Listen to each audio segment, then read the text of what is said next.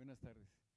Primero que nada, disculpen que calculé mal el número de interesados en esta serie de conferencias y hay varios que se van a tener que quedar parados. Espero que para el miércoles lo resuelva yo de otra manera. Por otro lado, me da mucho gusto de que este tema les haya interesado. Quiero comenzar primero por darle las gracias al doctor Ramos Medina, al doctor Elguea y al doctor Escalante por haber puesto a disposición del Colegio Nacional este salón en esta instalación tan bonita del Centro de Estudios de Historia de México. Quienes no hayan tenido la suerte de conocer este centro, les puedo decir que tiene una biblioteca de historia de México maravillosa, con libros desde el siglo XVI, que está abierta a todos los investigadores. Bien, este es un conjunto de conferencias que no son una introducción a la lingüística. Una introducción a la lingüística tendría que tratar los temas de los que voy a hablar de otra manera. Pero sí es un intento mucho más libre de comunicarles una serie de ideas a propósito de lo que son las lenguas que puedan interesarles, que los inquieten, que les permita quizás mejorar su propia comprensión tanto de la lengua materna como de las otras lenguas.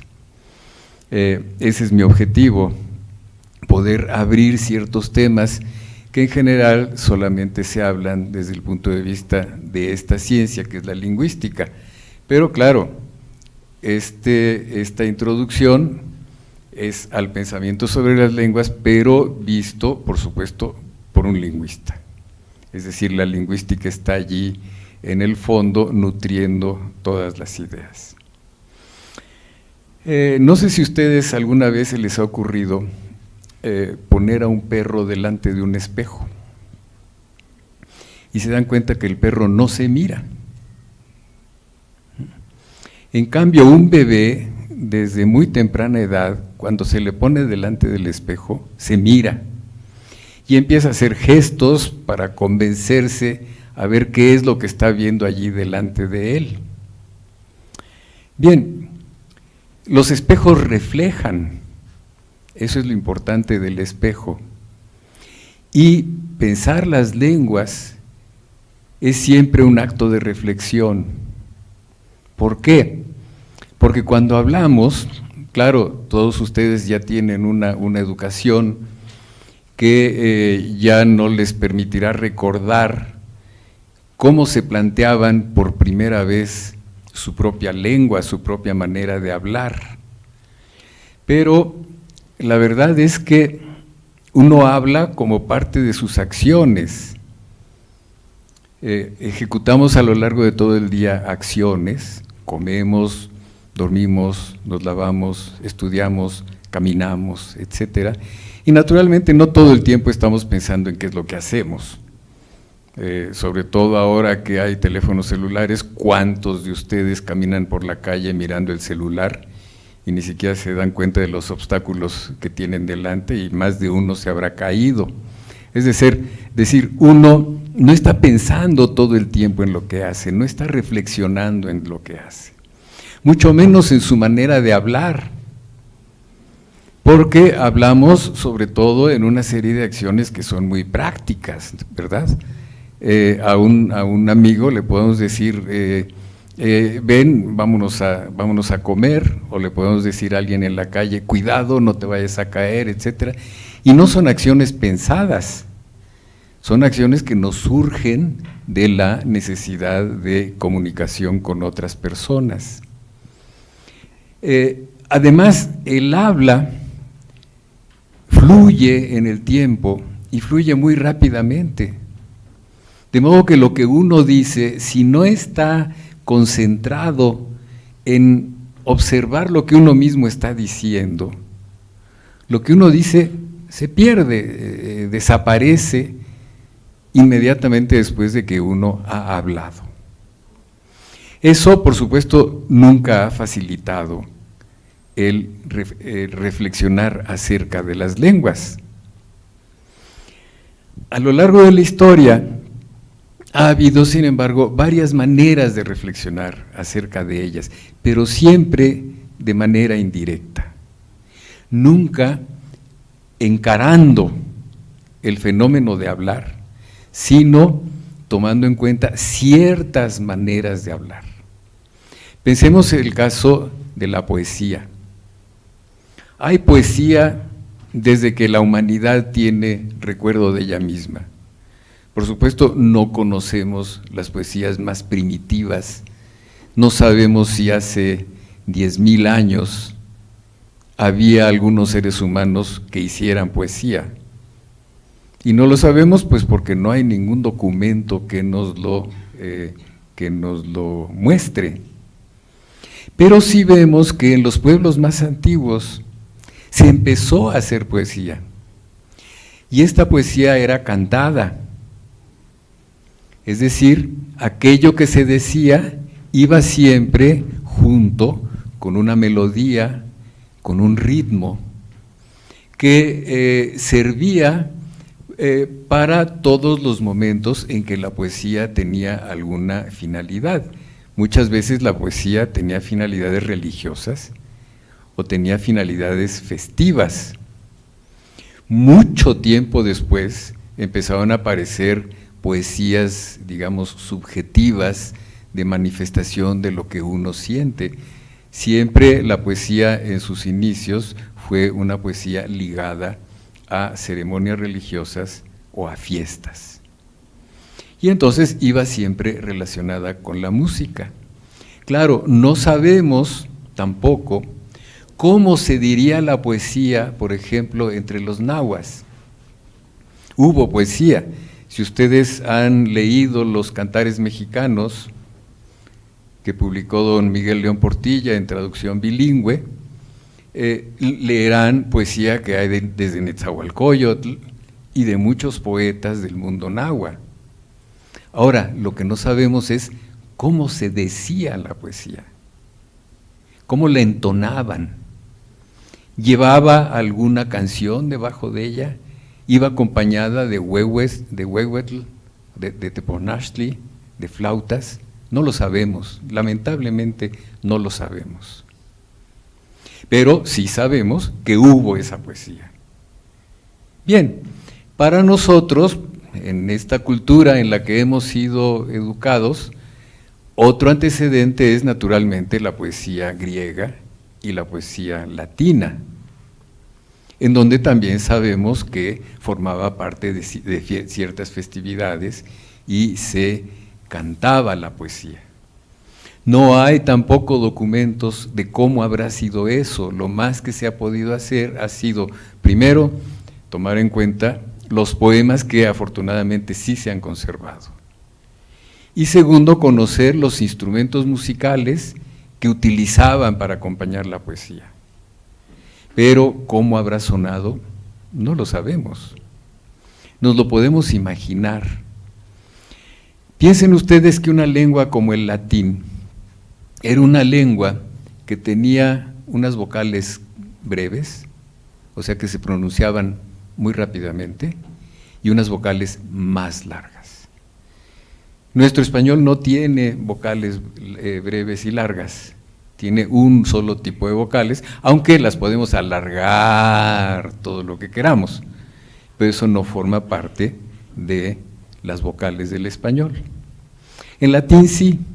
Por lo tanto, toda sílaba, y para que haya sílaba es necesaria una vocal, podía ir acompañada de vocales cortas o largas.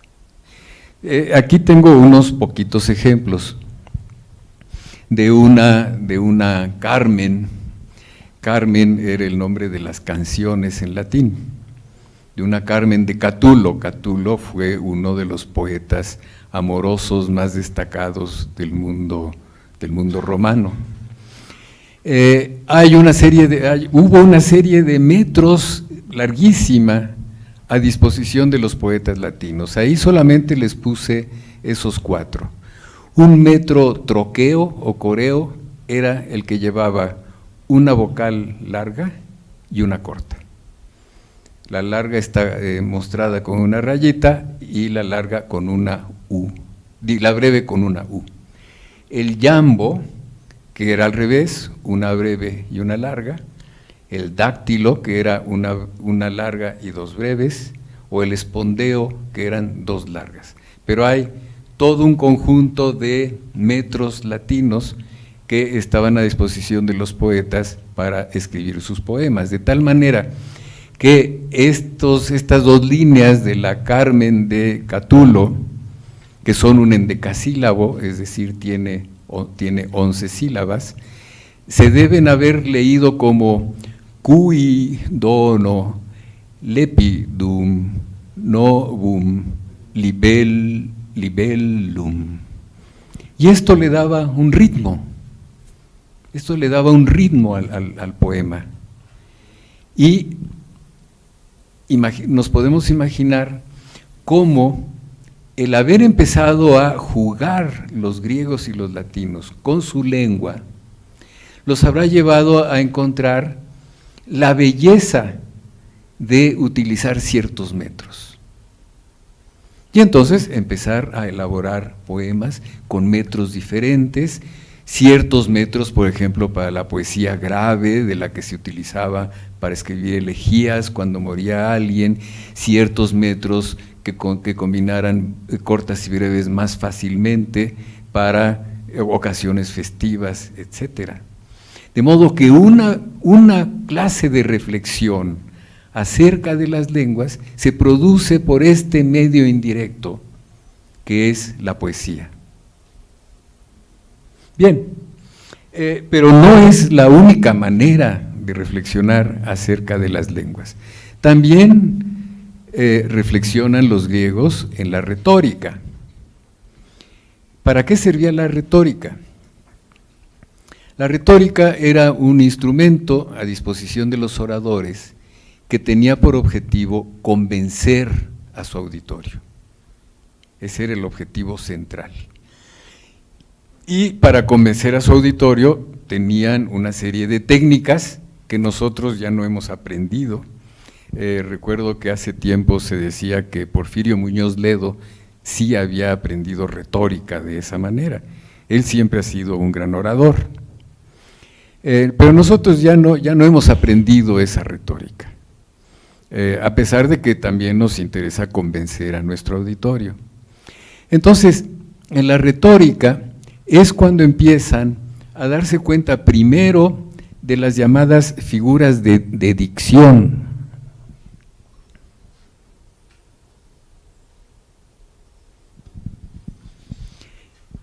¿Qué es lo que buscaban los retóricos griegos? Primero, credibilidad, que aquello que estaban afirmando fuera creíble, no digo que fuera cierto, sino que fuera creíble. Segundo, tenían que tomar en cuenta la psicología de los oyentes, cómo hacer para que los oyentes se emocionaran y aceptaran lo que les estaban diciendo. Y tercero, también ciertos patrones de razonamiento que les permitiera transmitir sus maneras de pensar de una manera razonable. Ojalá y nuestros políticos actuales aprendieran un poquito de esta retórica y no se quedaran nada más en el patos, es decir, tratando de manipular la psicología de su auditorio. Entonces tenían, por supuesto, algunas figuras llamadas de dicción que operaban sobre el modo de utilizar las palabras, y también aquí tengo unos pocos ejemplos. El apócope, que consiste en recortar algo de la palabra y lo utilizamos mucho, la bici, la prepa, la tele, etcétera. O la metátesis, que es la alteración de un sonido en el interior de una palabra. Eso mucha gente hoy diríamos que comete el error de no decir Gabriel sino Graviel, o estuata en vez de estatua, y muchos que hoy vemos como errores y en realidad corresponden a metátesis. Y luego, claro, las llamadas figuras de sentido, También una lista larga de figuras de que disponían los retóricos, pero solamente les recuerdo la alegoría, el eufemismo, que consiste en eludir palabras que puedan sonar mal, que sean groseras, y sustituirlas por otras, y fundamentalmente la metáfora, que todas estas eran figuras de sentido por parte de los retóricos. Y vuelvo a lo mismo, los retóricos empiezan a reflexionar sobre la lengua indirectamente, reflexionan porque quieren convencer a su auditorio. Al usar la lengua, al practicar la lengua, quieren convencer a su auditorio. Y es una manera indirecta de reflexionar sobre las lenguas. Y tenemos todavía una tercera, que es el pensamiento de los lógicos. Desde muy temprano en la filosofía aparece la necesidad de saber si cuando alguien afirma algo, eso es verdad. Y como sabemos que con la lengua se puede mentir con toda facilidad, entonces querían encontrar la manera de asegurarse de que lo afirmado se pudiera probar para ver si era cierto. Y es lo que dio lugar fundamentalmente a la gramática. Hoy en día la gramática la consideramos solamente, en el caso del público común, en general casi ni le interesa, y cuando le interesa como un instrumento para poderse acordar de qué quiere decir adverbio o qué quiere decir sustantivo. A los lingüistas, pues naturalmente que les interesa la gramática, porque es la gramática la que mejor manifiesta el sistema subyacente a toda lengua. Pero entonces, lo mismo, los filósofos, los lógicos, empiezan a reflexionar sobre la lengua para de inmediato someterla a la necesidad de comprobar la verdad de lo que se dice. Aquellos de ustedes, la mayor parte son muy jóvenes y ya no les tocó en preparatoria aprender lógica aristotélica, pero a mí sí. Y la lógica aristotélica nos teníamos que aprender de memoria todas las formas de silogismo que heredamos de Aristóteles, ¿verdad? Y esto es también una reflexión sobre la lengua, pero no la lengua misma, sino la lengua para. En la poesía, la lengua para hacer poesía. En la retórica, la lengua para hablar bien. En la lógica, la lengua para comprobar qué es verdad. Son siempre entonces entradas indirectas al pensamiento, a la reflexión sobre las lenguas. Bien, sin embargo, como les decía al principio, un niño cuando se mira en el espejo empieza a darse cuenta de que es él mismo, y eso tiene efectos centrales para la construcción de la imagen de uno mismo y de su personalidad. ¿Qué es lo que nos ha servido a lo largo de la historia como espejo para pensar las lenguas, para reflexionar las lenguas? Ya vimos que nos sirvieron de espejo la poesía, la retórica, la lógica. ¿Qué más? En Occidente, y digo Occidente porque es, en primer lugar, la cultura que mejor conocemos, y en segundo lugar porque es la nuestra, en Occidente, los primeros pensamientos que aparecen a propósito de lo que son las lenguas son pensamientos del orden mítico religioso.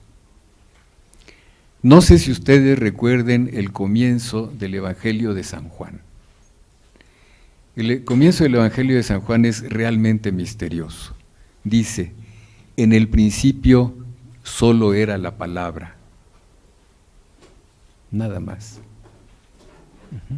¿Qué palabra? Bien, lo que nos está diciendo el Evangelio de San Juan es que solo porque hubo una palabra se creó el mundo. Y esta palabra habrá sido el mismo Dios. Eso es lo que sostiene el Evangelio de San Juan.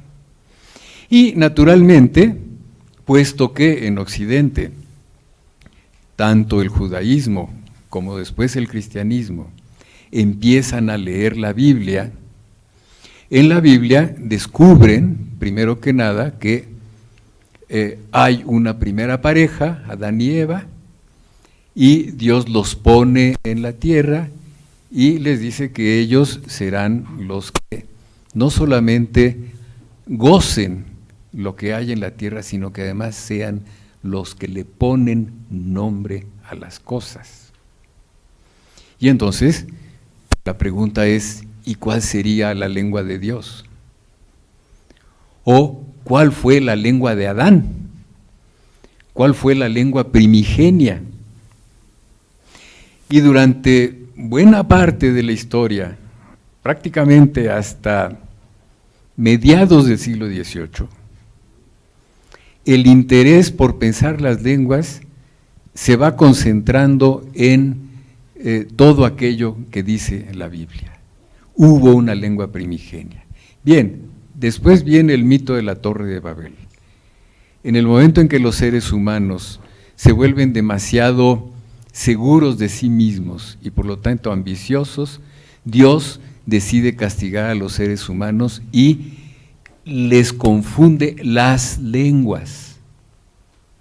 Chispas, pero habíamos quedado en que solo había una, que era la de Adán. ¿Qué pasó en medio? Que aparecieron muchas lenguas. Pues tenemos otro mito que es el de Noé. Que Noé, como saben también, Dios le advierte que llegue el diluvio para castigar a todos los pecadores, que reúna parejas de todos los animales, se suben al arca, navegan en medio del diluvio y finalmente vuelven a la tierra que ya se secó para dar lugar a esta humanidad que somos nosotros. Noé tuvo 3 hijos, Sem, Cam y Jafet. Entonces, las lenguas puede ser que desciendan de esos 3 hijos. De Sem vienen las lenguas semíticas, el fenicio, el hebreo, el árabe. De Cam se cree que vienen algunas lenguas africanas. Y en cambio de Jafet vienen lenguas europeas. Entre otras, el español, que se supone haber sido una de las 72 lenguas de los hijos de Jafet, y en particular de un hijo suyo que se llamó Tubal. Todo esto es mito, por supuesto, no tiene ninguna veracidad, todo esto es mito. Pero lo que nos indica es precisamente en qué consistió ese esfuerzo a lo largo de muchos siglos de los seres humanos para pensar sus lenguas. Decir, bueno, pero ¿por qué nosotros hablamos y el resto de los animales de la creación no? ¿Qué quiere decir que nosotros hablemos? ¿De dónde vienen nuestras lenguas? Con estos pensamientos se va desarrollando la cultura de Occidente. Pero también hay otro fenómeno. Los pueblos se van encontrando unos con otros y resulta que los otros hablan distinto. Los griegos entonces consideran que todos aquellos pueblos que no hablaran griego como ellos eran bárbaros. Bárbaro quiere decir el que balbucea, o sea, el que no sabe hablar. Y vemos registrado en muchísimos pueblos de la tierra que cuando hablan de los otros, los tachan de bárbaros, de chichimecas entre los mexicas, ¿verdad? ¿Por qué? Porque no saben hablar. De modo que es necesario un procedimiento de reconocimiento del otro. cuando me encuentro yo en medio de la selva a unos individuos que parecen ser humanos como yo, quiero estar seguro de que sean humanos. Y entonces veo cómo hablan.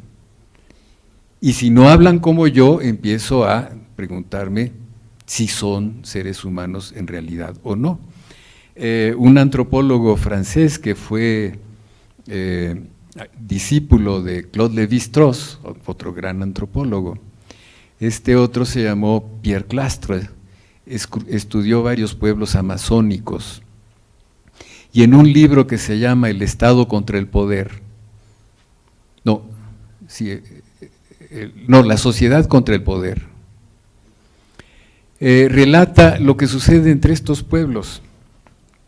Hacen la guerra contra sus vecinos, no para dominarlos, conquistarlos, explotarlos, sino para ver si son humanos. De modo que en el momento en que comprueban que son humanos, la guerra se acaba. Entonces, ¿qué ha pasado con muchos pueblos en el momento en que se enfrentan a lenguas de otros? Pues que les atribuyen diferentes nombres.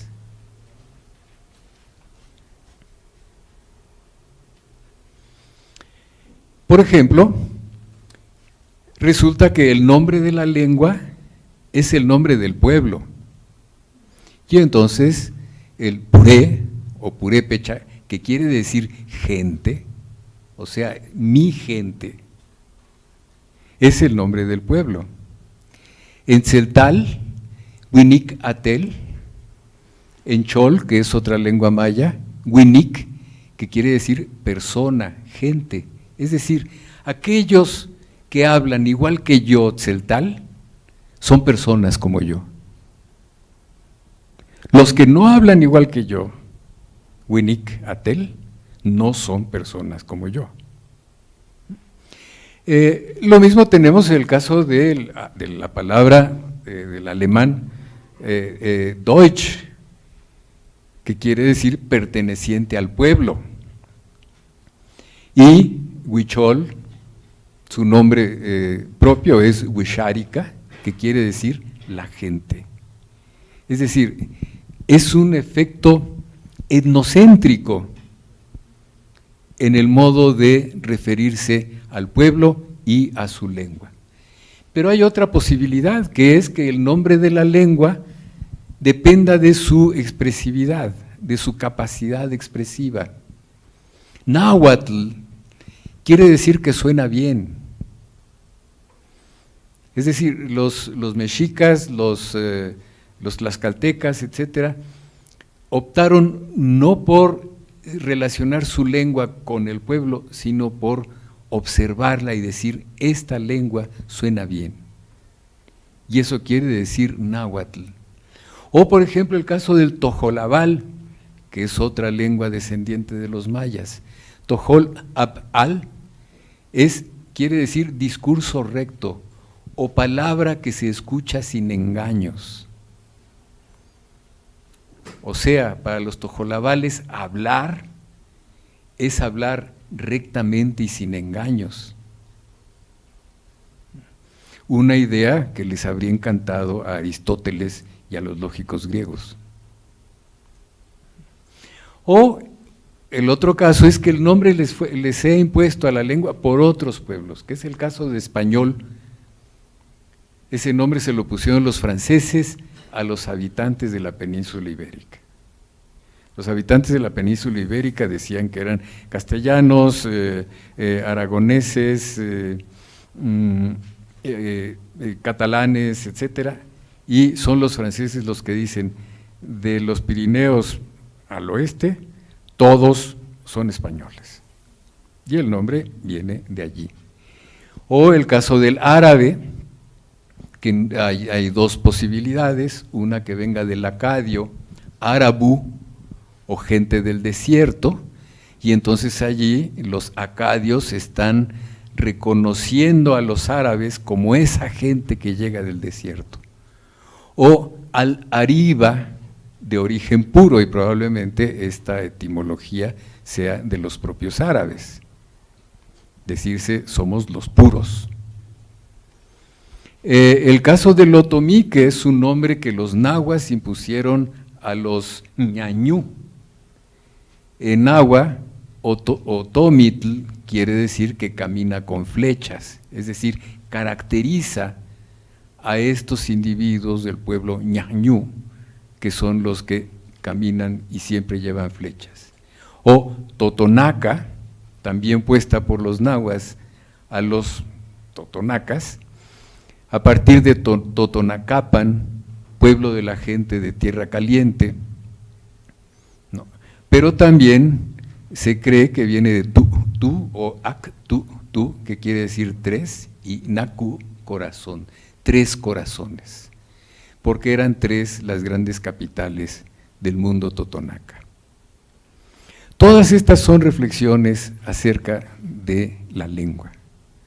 Y estas reflexiones, repito, no se centran en las lenguas mismas, se centran en usos que tiene la lengua, en este caso, maneras de reconocerse en cuanto pueblos.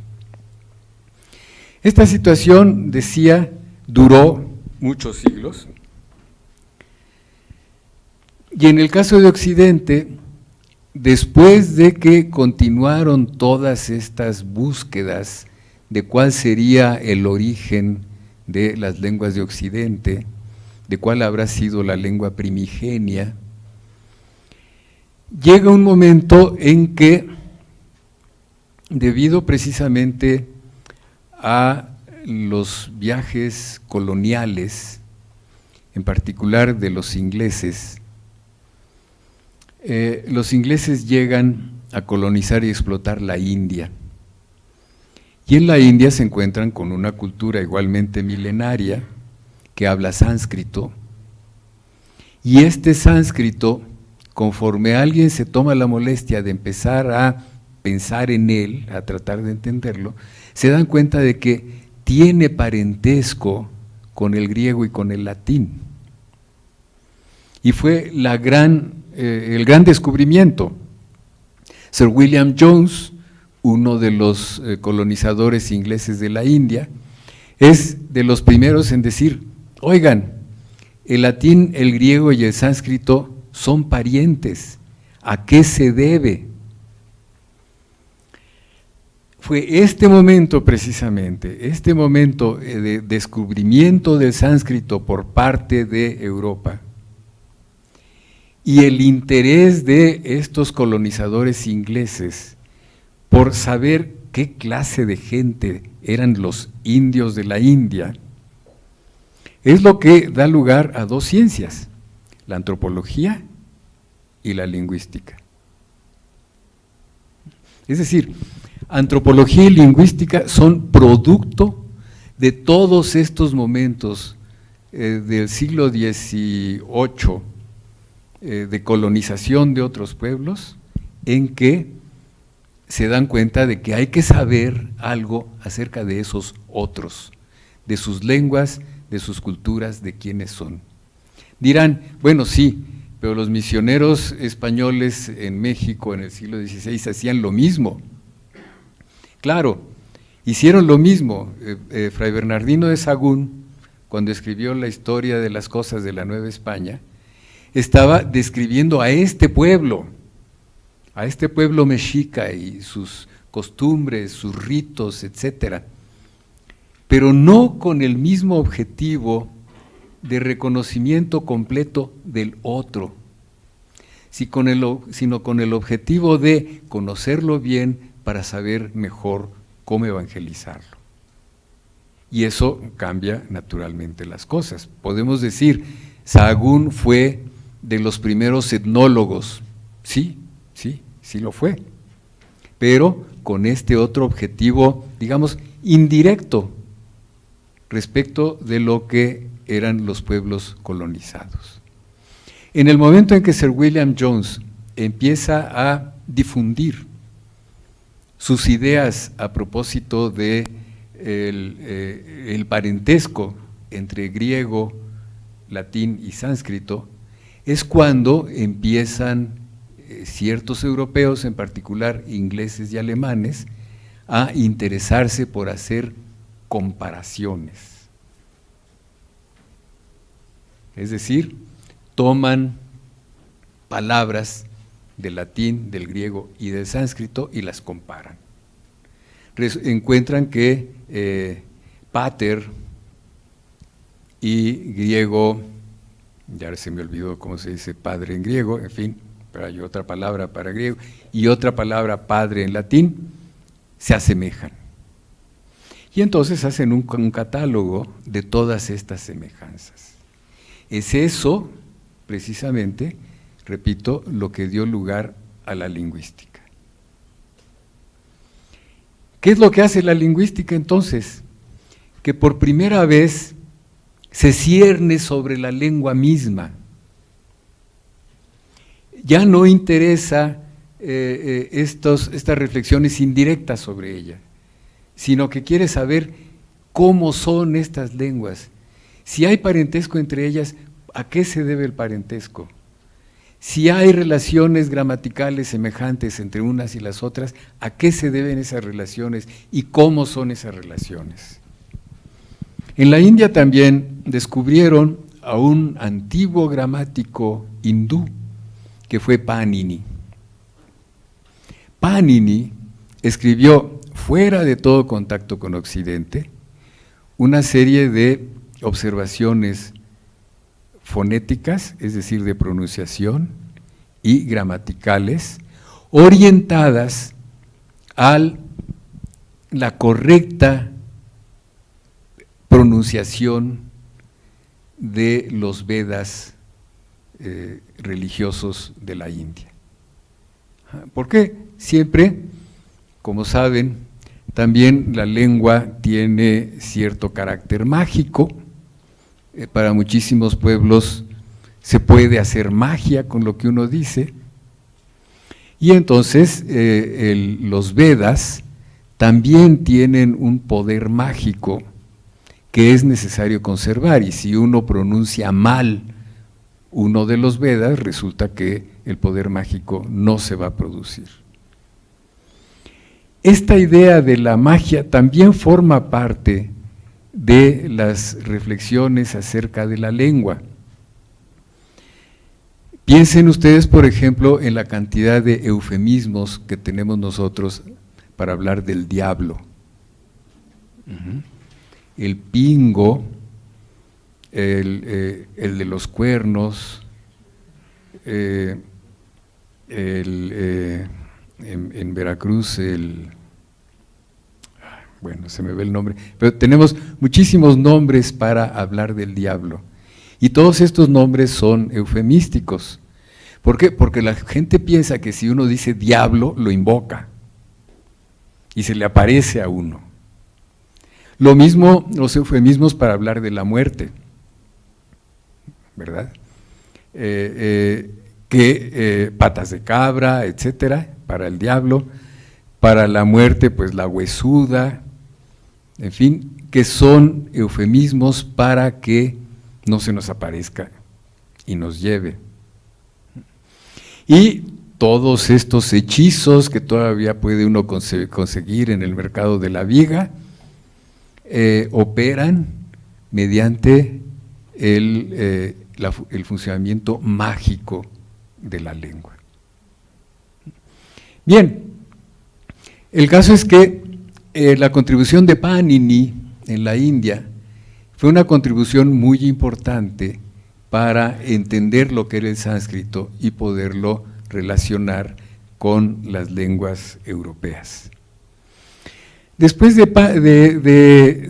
Sir William Jones, decía yo, el interés por las lenguas se va expandiendo, sobre todo en Inglaterra y Alemania, y da lugar, por ejemplo, a la construcción de catálogos de lenguas.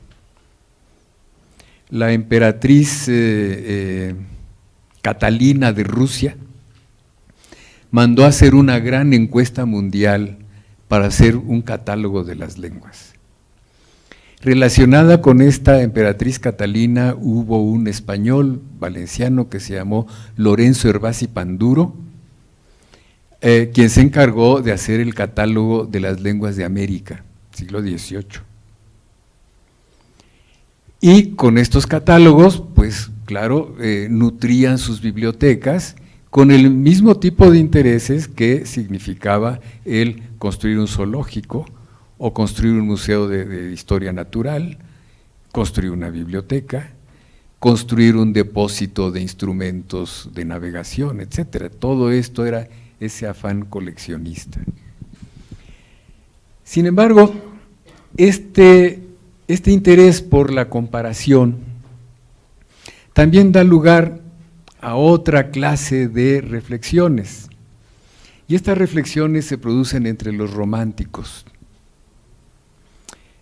Como saben, el movimiento romántico comienza como una especie de reacción en contra de la Ilustración. La Ilustración, que había predominado en el siglo XVII y parte del XVIII, había llevado a la idea del pensamiento razonable, a la urbanidad, a la democracia, y el movimiento romántico se siente aprisionado por la Ilustración, de manera que empiezan a buscar maneras de huir de ella, y empiezan, por ejemplo, a impulsar la manifestación de emociones. Empiezan a impulsar también el interés por los otros pueblos, pero ya no es solo el interés del coleccionista, es el interés por estos pueblos, cómo serán, qué piensan. Y también aparece el interés en sus propios pueblos, que es lo que sucedió sobre todo en Alemania. Piensen ustedes que Alemania, hasta mediados del siglo XIX, no era un país unificado como lo conocemos ahora. Era una colección de reinos, principados, baronías, etcétera, repartida en todo su territorio, que naturalmente daba lugar a constantes conflictos entre ellos. Si por ejemplo han oído hablar o han visitado el río Rin, por donde cruza por Alemania, habrán oído o visto todos los castillos que están colocados a lo largo del río.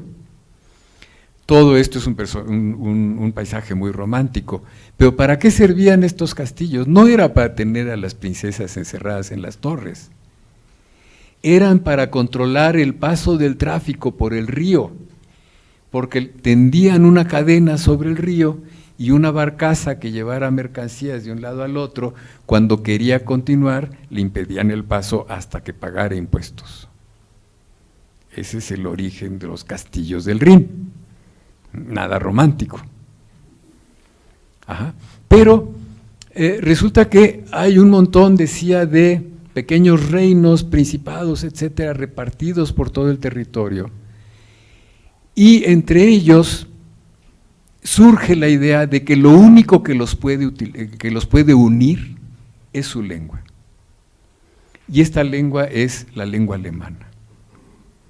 Entonces aparece el interés, primero por recoger leyendas y canciones folclóricas de todos los pueblos de lengua alemana, para catalogarlas y apreciar su naturaleza, su ingenuidad.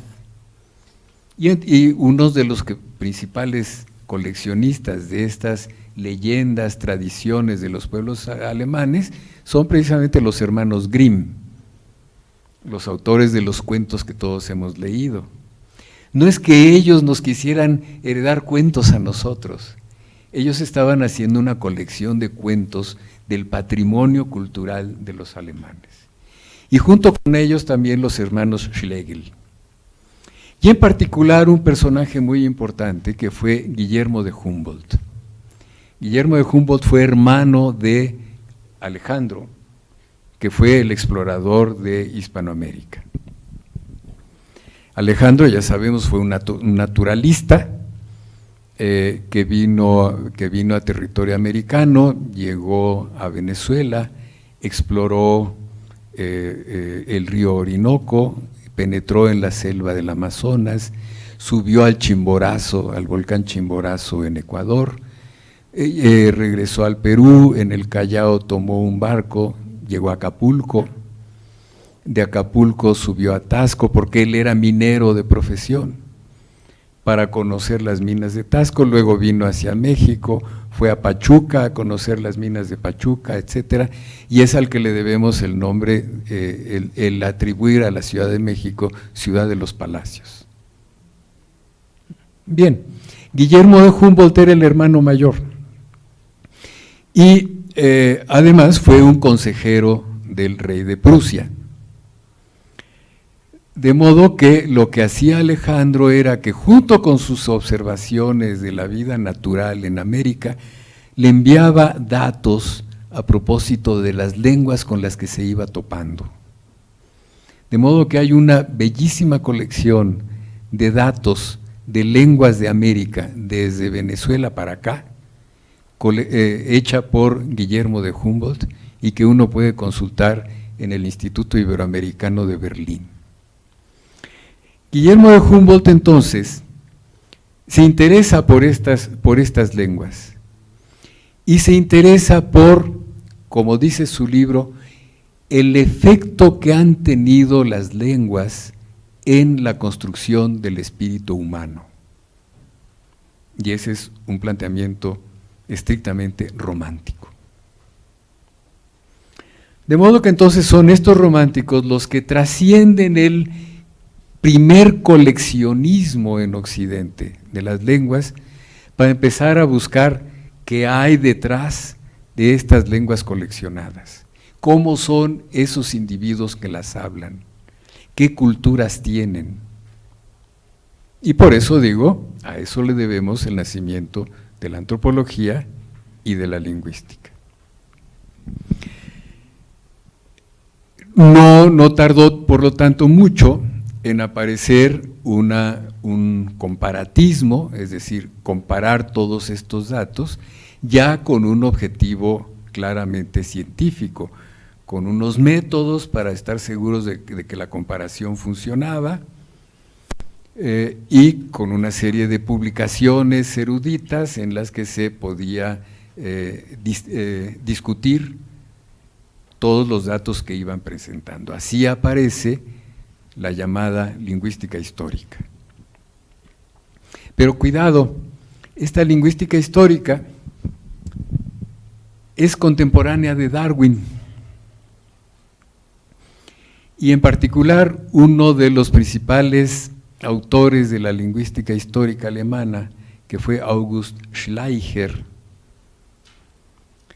lee a Darwin y lee la teoría de la evolución. Entonces él propone que se debe poder estudiar la evolución de las lenguas. Y entonces ya le agregamos otro componente, pero cuidado, estudiar la evolución de las lenguas significa lo mismo que acordarse de la búsqueda de la lengua primigenia. Si las lenguas evolucionaron, ¿desde dónde? ¿Hubo unas lenguas anteriores? ¿Cuáles fueron? Y entonces hay un movimiento constante de ir yendo hacia el pasado, buscando antecedentes de las lenguas en estudio. El mejor caso, por supuesto, es el del indoeuropeo. El indoeuropeo es una lengua que no sabemos si existió, porque se trata de una construcción hecha a partir de los datos obtenidos del sánscrito, del latín, del griego y de muchas otras lenguas del ámbito europeo y del ámbito de la India, por eso se llama indoeuropeo. De modo que hay un irse hacia atrás, proponer que hubo un pueblo, probablemente en la cercanía de los montes Urales, que fue el pueblo indoeuropeo, y que este pueblo indoeuropeo se fue fragmentando en toda Europa para dar lugar a las diferentes lenguas con el mismo origen. Y en el caso del español, pues tenemos una lengua descendiente, supuestamente, del indoeuropeo, junto con el francés, pero también el inglés, el alemán, etcétera. Casi las únicas lenguas que hasta ahora no se consideran de origen indoeuropeo son el húngaro, el finés y el vasco. En particular los vascos han sido siempre un pueblo curioso. Hubo un vasco en el siglo XVIII que se llamó Pedro Pablo Astarloa, quien aseguraba que la lengua primigenia había sido vasco. Y hasta hay un chiste de que dicen que la lengua que hablaba Dios era vasco. Bueno, mentira, por supuesto, pero da una idea de esta búsqueda hacia atrás de cuál sería el origen de nuestras lenguas. De modo que empieza esta búsqueda de evolución de las lenguas, tratar de ver cómo han venido evolucionando, pero claro, con una dificultad muy importante: no hay documentos. Los documentos más antiguos que se pueden encontrar pues son griegos, latinos, sánscritos, pero hacia atrás no hay documentos, nadie las escribió. Y por lo tanto todo da lugar a especulaciones, al grado de que a principios del siglo XX la Sociedad Lingüística de París prohibió que sus miembros se dedicaran a estudiar el origen de las lenguas, porque no tenía sentido. Es muy curioso el movimiento que hay actualmente entre muchos lingüistas que están volviendo a un naturalismo de orden darwiniano y que están buscando tipos de lenguas que den lugar a entender una evolución semejante a la evolución de los seres vivos. Hay muchísimos artículos que se ocupan de esto, pero naturalmente, al no haber datos, todo es especulación. Sin embargo, algo que me sorprende es que en los estudios de ADN, y en particular el llamado ADN mitocondrial, que es el ADN que solo transmiten las mujeres, se ha podido comprobar que todos los pueblos europeos, y lo que a nosotros nos toca, tienen el mismo ADN mitocondrial. En el caso de nuestro mestizaje, por supuesto, si hubiera estudios del ADN mestizo, hasta ahora hay estudios de ADN de pueblos indígenas, pero no conozco todavía un estudio del común de los mexicanos, que es mestizo. Allí probablemente encontraríamos otro ADN, porque las últimas investigaciones nos muestran que hay un ADN de los pueblos indígenas de toda América que tiene una procedencia de más o menos 20,000 años y viene desde Siberia. Entonces, en nuestro mestizaje pues nos van a encontrar de los dos, por supuesto. Pero en fin, esto es un naturalismo que está apareciendo hoy en la lingüística y en el pensamiento acerca de las lenguas, y a este naturalismo también le voy a tener que dedicar algunos momentos, no hoy, sino posteriormente, por todo lo que sí nos permite afirmar, sin caer en excesos. Bien, entonces, con esto, ¿qué es lo que he querido? Mostrarles que la reflexión acerca de las lenguas ha sido un procedimiento largo y complejo. Que hoy para nosotros, que tenemos gramáticas, que tenemos diccionarios, que nos informamos constantemente de otras lenguas, ya no plantean problemas, pero que sí a lo largo de muchísimos siglos de la cultura occidental ha habido este deseo de reflexionar sobre las lenguas, sobre lo que son, sobre cómo se hablan, etcétera. Seguramente ninguno de ustedes ahora se va a atener a los mitos bíblicos, Pero no está mal que los conozcamos, porque al fin de cuentas vienen a formar parte de nuestra cultura. Bien, termino hoy aquí, pero pueden preguntar todo lo que ustedes quieran. Doctor, con relación a cuando hablaba usted… Gracias. Cuando hablaba usted sobre el identificarse del niño frente al espejo, no sé si desde la lingüística hay algún constructo también a nivel mental que va desarrollando, si lo han estudiado, como se ha hecho desde la psicología, desde la lingüística, ¿ocurre algo similar? Esa es una buena pregunta. Yo diría que no desde la lingüística, más bien en este punto la lingüística aprende de la psicología. Y por supuesto, lo que nos dice la psicología es muy importante. ¿Alguna más? Bueno, yo creí que iban a estar más inquietos. Adelante, no tengan miedo.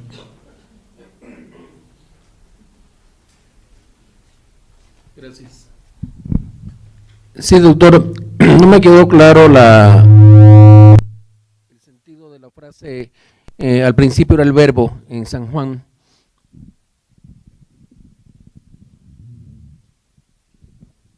Yo no creo que haya una explicación única y clara. Tendríamos que preguntárselo a un teólogo. Lo cierto es que el Evangelio de San Juan, por lo que tengo entendido, a los teólogos les plantea muchísimas dificultades, porque se comporta de una manera completamente distinta a los otros 3 evangelios. Entonces, ¿qué es lo que quiere decir el Evangelio de San Juan? Exactamente, quién sabe, pero quienes podrían hablarnos de eso serían los teólogos. Lo que es bonito es que precisamente diga al principio de la palabra.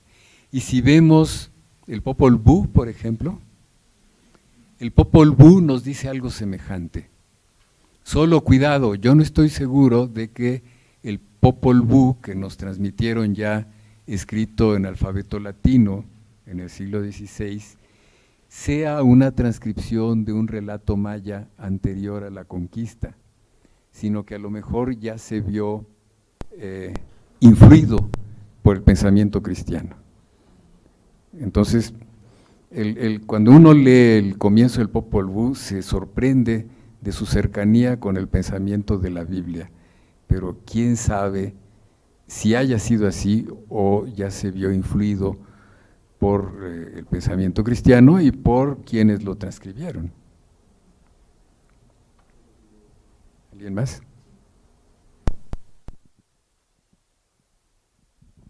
Gracias, doctor. Sobre los mitos en las identidades culturales, por ejemplo, aquí en América tenemos los mitos mexicas y en el sur los de los incas. Y hoy en día en la literatura se está como inventando otro tipo de especialidad ahora, que es la mitología tal, la mitología tal. ¿Qué tiene que decir al respecto con relación a la lengua?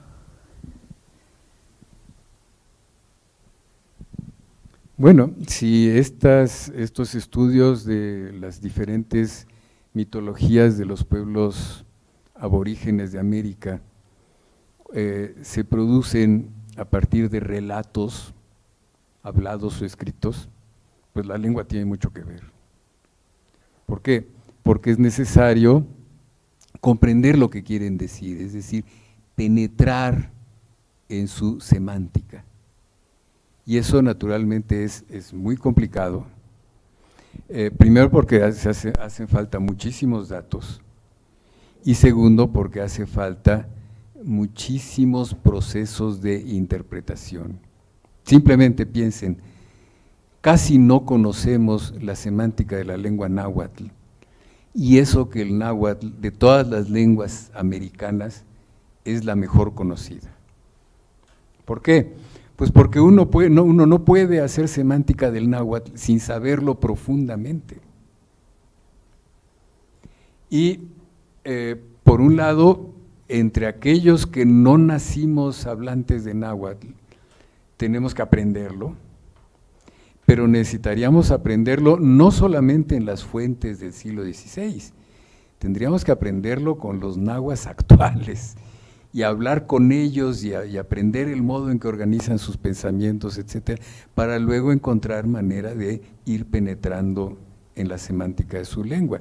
Y esto lo tendríamos que hacer con cada una de las lenguas americanas, que son cientos. Entonces, claro, solo así se puede dar una interpretación adecuada de esos mitos. Vean, por ejemplo, lo que sucede con el tojolabal.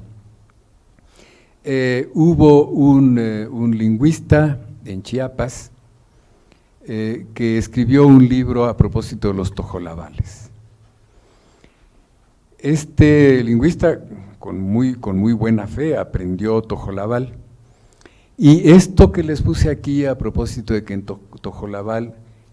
tojolabal quiere decir hombre recto. Él lo que propone es que, lo que quiere decir es hombre justo, pero que esta calidad de justo se adquiere después de mucha experiencia de la vida, cuando se puede comprobar la justicia de cada individuo. Entonces la pregunta es, ¿y los niños tojolabales qué son? ¿Verdad? Entonces uno no debe caer en esta clase de interpretaciones sin penetrar bien en la semántica de la lengua. Yo creo que esto que se interpreta como recto o justo, más bien se tendría que interpretar como mero. Ajá. El mero hombre, porque también se utiliza la misma partícula para hablar de las meras tortillas. Pero yo también no estoy haciendo una especulación.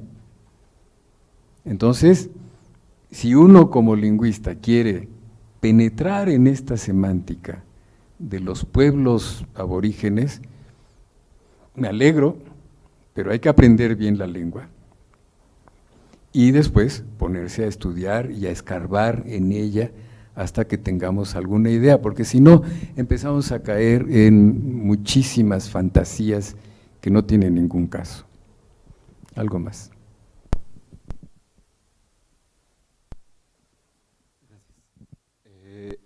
Me gustaría saber si usted conoce alguna especie de mito, de algún vestigio de alguna lengua primigenia. ¿Cuál sería esa lengua primigenia? No, ese es el asunto, no existe la lengua primigenia. Esa era la creencia del pensamiento mítico religioso a partir de la Biblia. Pero no hay tal lengua primigenia. Como tampoco hubo un Adán y una Eva, ¿no? La evolución del ser humano se produjo, ahora sostienen que sobre todo la primera evolución de cierto tipo de primates hacia los seres humanos se produjo en África, y estos primeros humanos africanos habrán tenido alguna lengua, pero quién sabe cuál sería. Digamos, no estamos en la misma situación los lingüistas en que están los arqueólogos o los paleontólogos, ¿no? Un arqueólogo o un paleontólogo encuentran huesos y estos huesos les dan indicaciones, a propósito, por ejemplo, de cómo eran los dinosaurios, e incluso llegan a definir perfectamente el tamaño de un dinosaurio, cómo funcionaba su estómago, etcétera, etcétera. La lengua no deja huella. En nuestros cráneos no hay huella de las lenguas. Por lo tanto, no sabemos qué hablaban. Algo habrán hablado. Entonces, no hay lengua primigenia. Hay algunas lenguas que aparecieron con los primeros seres humanos que no sabemos cuáles fueron, ni lo podremos llegar a saber. A ver, hasta por allá atrás, nada más que está muy lejos el micrófono. Si habla fuerte.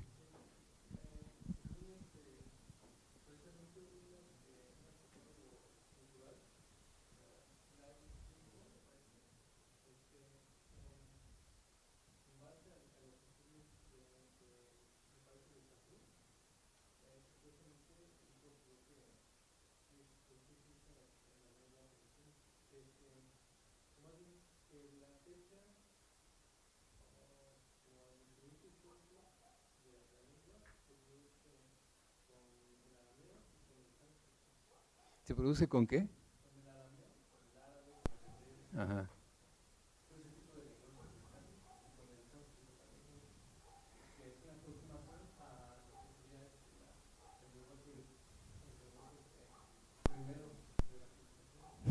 Pues no, yo creo que está muy equivocado por las razones que acabo de dar.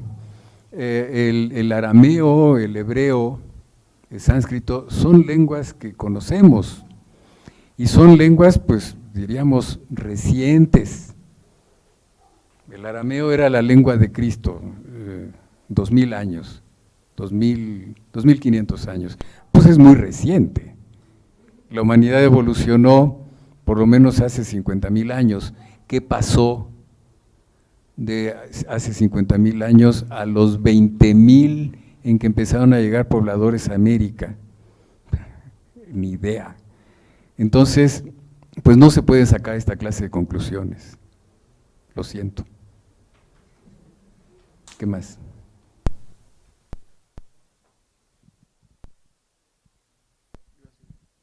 Sí, yo tenía la pregunta, bueno, que si hay algún tipo de, no sé, como área de conocimiento en el que se desarrolle cómo es que la lengua influye en las personas para hacer como cierta identidad, o sea, en el sentido que ciertos lenguajes tienen ciertas palabras para definir ciertas cosas y hay otros que no, entonces eso nos moldea. Esta pregunta la voy a ir resolviendo en las próximas 9 sesiones.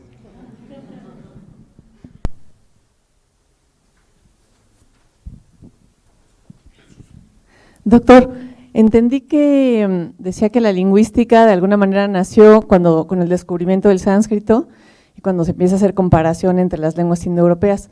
Pero ¿por qué no considerar que, bueno, eso es lo que ya no entendí, por qué la gramática o las descripciones gramaticales de las lenguas indígenas que hicieron los misioneros durante la colonia española, por qué no serían parte de este mismo proceso? ¿Por qué eso no cuenta como lingüística? No, perdón, seguramente no me expliqué bien. Claro que es lingüística. Lo que estaba diciendo es que el trabajo de los misioneros para describir la vida, en particular de los mexicas, por supuesto que fue un trabajo etnológico, pero que no tenía el mismo objetivo que tenía la etnología de estos europeos que fueron al sánscrito. ¿Por qué? Porque aquellos europeos que encontraron el sánscrito y empezaron a elaborar en las comparaciones, lo que estaban buscando era este pensamiento romántico de identificación del otro, de la otredad. En tanto que la obra de Sagún, claro que nos habla de los mexicas, pero el objetivo de Sagún no era identificar esa otredad, sino hacer un recuento de sus costumbres, etcétera, con unos fines prácticos de evangelización.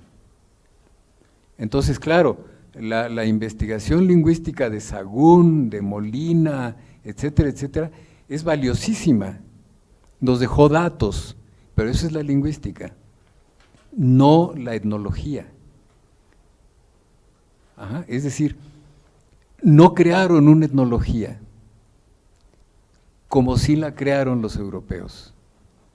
Habrían podido crear la etnología si no hubieran estado imbuidos de este espíritu misionero.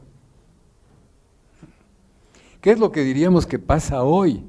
Si uno empieza a hablar con otra persona, de entrada tratando de convertirlo a su religión, no está respetando el modo de ser de la otra persona, ni le interesa qué estará pensando la otra persona. Y es lo que pasa con los misioneros. Si un misionero de entrada dice, todo eso que ustedes creen son invenciones del demonio, yo les voy a enseñar la verdad, ya no me está interesando qué es lo que ellos de veras piensan. Les doy un pequeño ejemplo. Andábamos en Chichén Itzá y un guía de turistas les iba contando a unos gringos a propósito de la famosa ceiba de los mayas, que en la cima tiene una guacamaya, y es el árbol de la vida, y en las raíces está el Mictlán, dicho con palabra náhuatl. Y entonces este guía se le ocurre explicarle a los gringos que el Mictlán es el infierno. Pues no, no era el infierno, esta noción de infierno no la tenían, ¿no? Para ellos era el inframundo, el mundo de los muertos. Y cuando los misioneros empezaron a evangelizar, pues les resultó muy fácil llamar al infierno Mictlán. Debe haber sido terrible que unos pueblos que pensaban que sus muertos estaban allí muy tranquilos, también comiendo y todo en el inframundo, en el Mictlán, de pronto es que eran unos pecadores que ya no tenían salvación. Terrible. Y eso fue lo que sucedió con el afán misionero. Y por eso lo podemos comprender, digo, tampoco hay que hablar mal de Sahagún y de todos ellos, al contrario, nos heredaron documentos importantísimos, pero hay que ponerlos en su perspectiva. Y en cambio, cuando de veras se empieza a pensar en el otro, en cómo será, eso viene apenas con el romanticismo, y de allí para acá.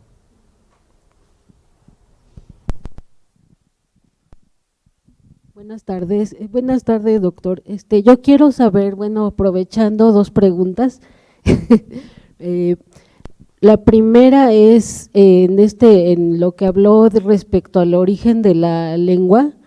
Hay una teoría, no sé si la conozca, en base a las tribus teutonas, que supuestamente eran seminómadas y demás, de la cual partieron los bretones hacia Inglaterra, los Lombardi hacia lo que es ahora Lombardía, los teutones, que son básicamente los germanos, y no recuerdo cuál otra, pero ellos dicen que se identifican más con esa lengua que la consideran los orígenes de la lengua inglesa, de la lengua latina, y a lo mejor partieron también rumbo hacia Asia, no se sabe.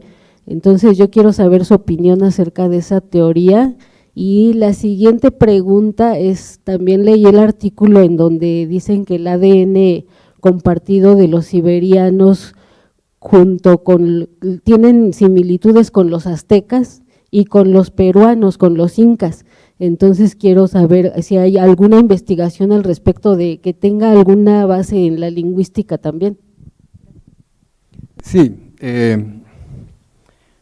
digamos, es bien conocido que el grupo de las lenguas germánicas, de donde aparecen el alemán, el flamenco, el inglés, el noruego, el islandés, el sueco, etcétera, este grupo tiene, de acuerdo con las reconstrucciones, insisto, son reconstrucciones, un parentesco que a la larga se relaciona con las lenguas itálicas, como es el caso del latín, el falisco, el umbro, etcétera, y de estas lenguas itálicas viene el español.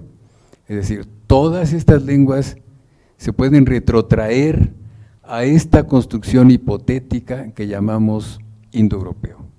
Y eso se ha escrito muchísimo y la mayor parte de los lingüistas lo dan por verdadero. Se les olvida muchas veces que es una reconstrucción de carácter hipotético, pero es que tampoco se puede hacer de otra manera, ¿verdad?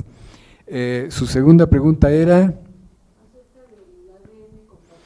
Sí, he leído precisamente algunos estudios de ADN mitocondrial que demuestran que el ADN mitocondrial de todos los pueblos del continente americano, desde Alaska hasta Tierra del Fuego, provienen de Siberia, ¿no? Y tienen, por lo tanto, todos un parentesco biológico, no lingüístico.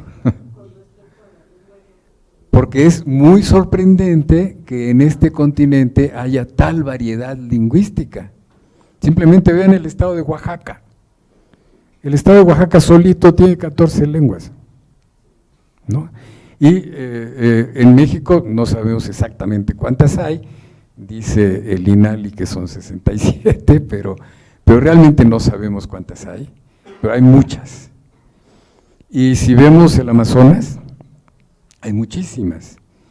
De manera que lo sorprendente es que en el tiempo de 20,000 años se haya producido esa diversidad de lenguas.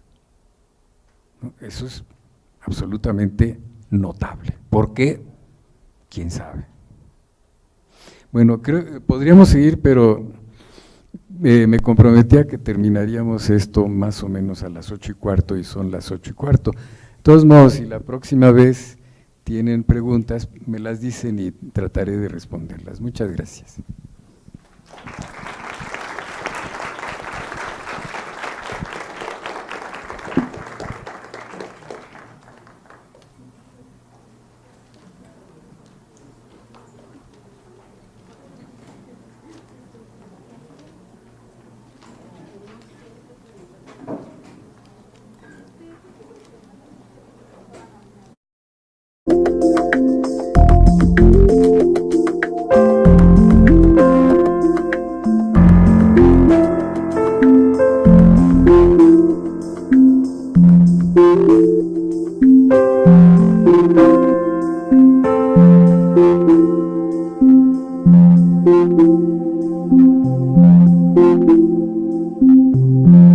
Thank you.